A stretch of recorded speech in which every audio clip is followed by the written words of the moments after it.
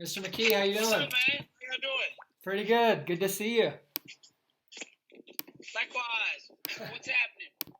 Not much. Hey, we're really thankful for you to take some time. I know looks like you're driving. You're in your car. We hope you get to where you're going safely. Man, I do multiple things at multiple time, multiple tasking. Right on. But we shocked the world. Yes, you did. Absolutely. Well, AJ shocked the world. I didn't shock the world. I don't know. I don't know. We'll have to talk about that. We have some questions for you. We think you shocked the world. Your fight was, for us, pretty compelling as well. I mean, 49 years old, stepping into the cage like it was your first career fight and delivering a TKO in round two. That's pretty impressive. Yeah, I had a lot of fun, man. I was trying to fucking knock his head off, kick his head off. I was trying to do whatever I could do to win besides take him down and just ground and pound. Yeah. One question that I had that I thought was kind of interesting. At the beginning of the second round, you actually winked at him at the beginning of the second round. Do you remember doing that, and why did you do that? That shit's over. I knew it was over because I took him down and I felt the pressure that I had on him. When I felt that, I knew then he couldn't get up, so I was just looking for the takedown. Like, I got your number, basically. Like, I got you. Right on. Yeah. It had been quite a layoff since your last fight. What was it like jumping back in there? How does your body feel a couple days later? Do you still feel like you maybe could fight another one? Do you maybe feel like that was maybe your last time on such a historic night, you and your son, or? Man, you know that shit. No way, man. I love fighting. I didn't take any damage. I never have taken any damage. I've had a couple fights where, it didn't go the way I wanted. But I'm going to tell you something. I can fight tomorrow. I'd like to actually fight some of the younger talent coming up and just test myself at my age, my wisdom, my knowledge, the way we train, my training partners, Joey, AJ, Kimbo Slice, Marvin, Adrian. I've got a room full of just monsters. And I do very well. In fact, I've developed a certain type of training based on such high talent in the room. I don't believe in banging. I think it's train hard, push your cardio into conditioning, and just drill. That's what I did leading up to the fight. I was in great shape. I didn't get tired at all. It's kind of scary. I was like, this is the first time I've ever felt so good in a training camp where I was like, maybe I'm going to lose because I just felt so good. Yeah. Well, you talk about wanting to fight again. Your son is actually fighting in December. How likely is it that we see the father-son duo yet again? You know what? That was a lot of work, man. Shit. I mean, it's one of those things where we push each other. Me and my son, we have a very special relationship. We're really close. We're best friends. I'm dad when I'm supposed to be. I'm best friend. Other than that, he's the dad. I'm the son. Because I'm always getting in trouble, and he's always saying, Dad, stop. Dad, don't do this. Dad, don't do that. So, in hindsight, he's the dad, and I'm the son. We role play. But I motivated him. If I would have lost, AJ would have came times 10. The fact that I won, he's coming times 20. He's got to keep up. He tried to follow my college career and go undefeated. He lost one, said, to hell with this, I'm going to go fight. Now, he's got a longer winning streak than me in MMA. He actually has the longest winning streak in Bellator history. What do you think of that? I'm not surprised, motherfuckers. Love it. I love it. What I have to ask you, and I'm sure you've had this question so many times, but you've seen AJ grow up. I mean, you're his dad. Like, what is it like seeing him go from throwing his first punch, his first mixed martial arts class, to now being in contention for the featherweight champion of the world in Bellator? Man, AJ has been fighting for a long time. Whether he was fighting legally in the street or illegal, he's been fighting since day one. The time he came out of his mother's womb, he was fighting, man. Our life was a struggle, man. It was rough. It was, he was my inspiration to do things the right way. He motivated me to be and stick around as a father. I've always told him, you're the best in the world. There's not going to be a fighter better than you in MMA. He's natural. He's not on steroids. Like, he's legit. He's good on his feet. He's good on his back. He's good on the top. He can out wrestle almost anybody in the division. How do you fucking prepare for him? Everyone thinks they know, and every fight, he fights different. And they're like, wait a minute, we thought he was going to run. No, he's coming forward to knock Georgie out. Before that, he's going to run. Yeah, we played a strategic match. Fight before that, no, we're going to sit in the pocket and knock him out. Like, the kid is sharp. Absolutely.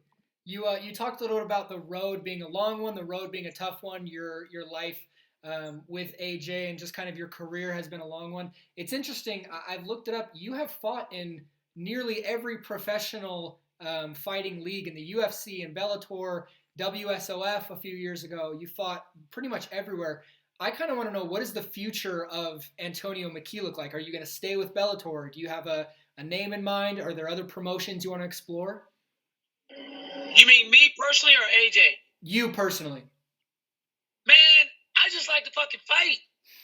Until I've always done interviews and they say, well, when are you going to stop? I will stop when I get my ass whooped.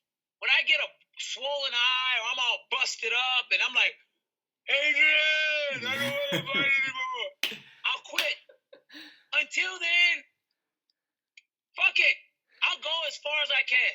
Right on. They want to shut me up, get me out of the sport, give me that right matchup. Shit, I might even run for a title shot. I was 7 pounds off of 155. I didn't even cut weight. I might look at a title shot. You know what I mean? Let me go take on Pitbull. You and I all know that I'll beat Pitbull. Yes, sir. How's he going to beat me? He's not going to out-wrestle me. He's not going to submit me. I'm going to take him down and fuck him up. What if you fought AJ? Now, AJ has been taught how to win. Okay. It's too late. I already showed him how to stop what I do. So I just wanted to... Hey, man, this kid is something special.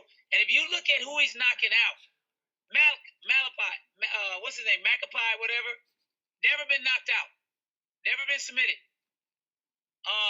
Georgie. When was Georgie ever knocked out? Georgie's got a chin on him. He's fought some of the best fighters in the world. AJ knocks him out in 8 seconds. I told him, I said, you're going to make this look easy. No one's going to believe this shit is real. But stay humble. Stay focused. They ain't going to have an answer for you. You're going to hurt somebody. He's going to really hurt somebody. You'll see. He's got elbows and knees and kicks. He haven't even done it yet. They haven't even seen it. I'm like, they have no idea. Pat Kern took him down. Pat Kern got his head split open within 10 seconds of a takedown. He didn't take him down anymore. AJ don't care where the fight is. He's long. He's a 73-inch reach. I'm a good coach. I've trained the best fighters in the world. And I always ask myself, how do I beat AJ?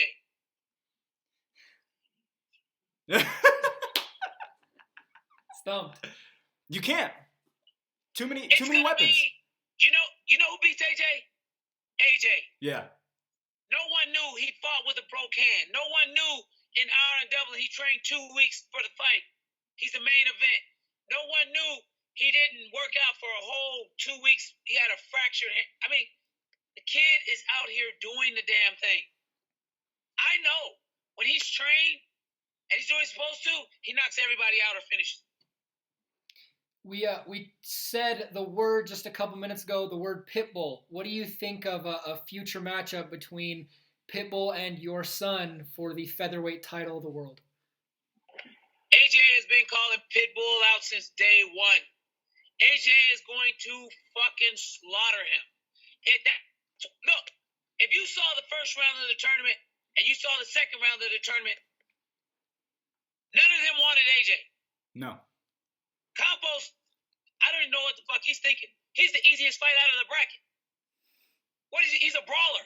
He thinks AJ's going to bang with him. AJ's going to fuck him up. But he's tough. But who is he knocked out? He's got knocked out by everybody. Wrong fight. Stupid. There's nobody in that division that can deal with him. No. Who?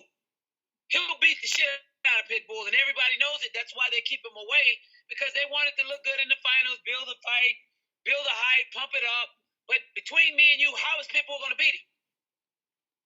He can't get to him. He fights straight up. He's robotic. AJ's got a 74-inch reach versus a 60-something inch reach. How's he get to him? He's not fast. He was smart. He picked the right guy.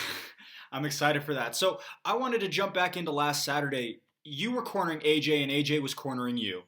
What were some of the things that you guys were saying to each other? What was that like being able to corner him? As I'm sure you've cornered him in the past, but what was that like doing it on such a big stage like this and him being able to do that for you as well on such a big stage?